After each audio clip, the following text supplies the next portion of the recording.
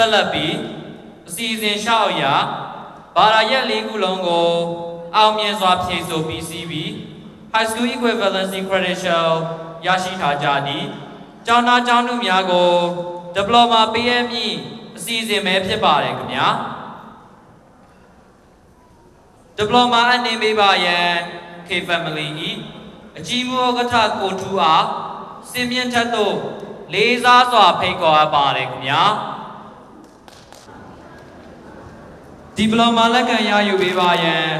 ကျောင်းသူမယွန်ဂရီကျော်အားစင်မြင့်ထက်သို့ဖိတ်ခေါ်အပ်ပါတယ်ခင်ဗျာ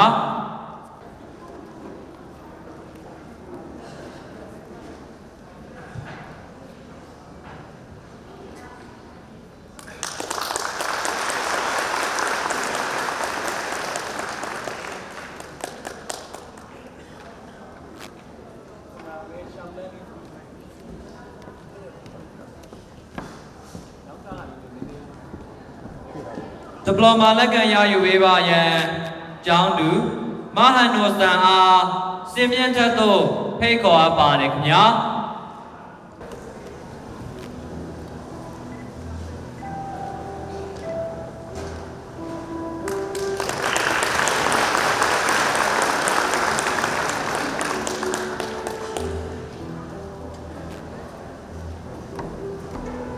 Diploma လက်ခံရယူပေးပါရန်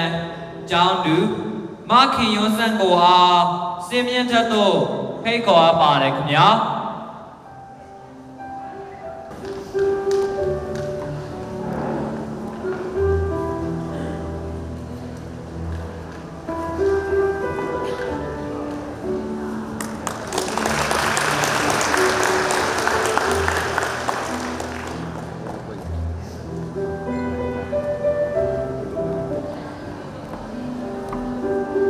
Diploma လက်ခံရယူပေးပါရန်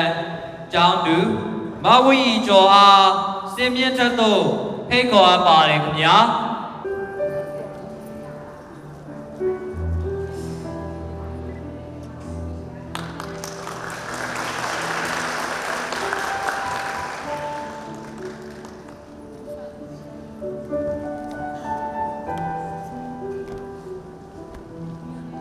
Diploma လက်ခံရယူပေးပါရန်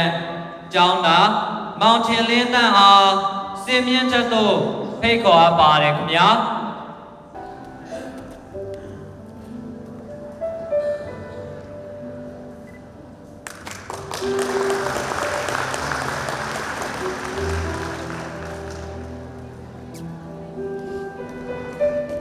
Diploma လက်ခံရယူပေးပါရန်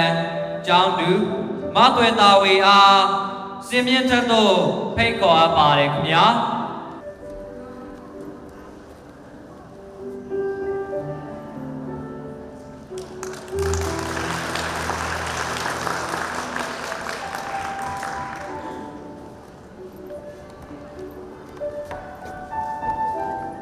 Diploma အနေပေးသွားပါတော့